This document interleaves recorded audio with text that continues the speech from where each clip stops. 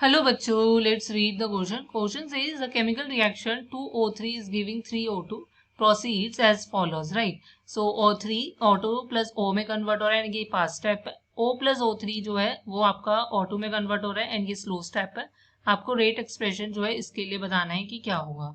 So first you need to understand the key concept here. The key concept lies in that you should know that what is rate. Right. Rate basically क्या होता है कि किस speed से आपकी chemical reaction हो रही है, that is your rate. And rate low होता है हमारे पास जो रेट को डिफाइन करता है मैथमेटिकली. सो रेट जो होता है वो इक्वल होता है के. आपके पास जो भी रिएक्टेंट सपोज कर लो, अगर ए रिएक्टेंट उसके रिस्पेक्ट में क्या ऑर्डर है प्लस बी रिएक्टेंट उसके रिस्पेक्ट में क्या ऑर्डर है उसके इक्वल. सो अगर मैं यहाँ क्या करती हूँ, ए के रिस्पेक्ट में आपके पास हमने लेट कर लिया कि एक्स है, बी के रिस्पेक्ट में वाई. सो अगर ओवरऑल आप ऑर्डर निकालोगे so that will be x plus y and this expression is your rate expression. So हमें यही करना है. और यूजली आपको ये पता होना चाहिए कि रेट जो होता है, अगर आपको कोई मैकेनिज्म गेम में बनना है तो उसमें हमेशा स्लो स्टेप के लिए डिफाइन करोगे रेट सबसे पहले. सो रेट क्या हो जाएगा कि रिएक्टेंट हो गया आपके पास हो, क्योंकि देखो मैकेनिज्म गिवन है, मैकेनिज्म जो होते हैं वो आपके एलिमेंट्री रिएक्शंस होते हैं. सो उनके लिए जो भी स्टिशियोमेट्री होती है वही उनका ऑर्डर होता है. सो ओ के रिस्पेक्ट में भी 1 होगा और O3 के रिस्पेक्ट में भी 1. बट मैकेनिज्म में हमेशा ध्यान रखना है कि जो रेट में आपके पास स्पीशीज आ रही है, अगर वो आपकी ओवरऑल रिएक्शन में नहीं है, ओवरऑल रिएक्शन क्या है 2O3 गिविंग 3O2, तो उस पर हमारे पास कोई ना कोई अप्रोक्सीमेशन लगती है. सो मैं देख सकती हूँ कि ओवरऑल में मेरे पास क्या है, कंसंट्रेशन ऑफ O नहीं है. सो मतलब O पर आपकी क्या अप्रोक्सीमेशन लगेगी, आप इक्विलिब्रियम अप्रोक्सीमेशन लगा सकते हो.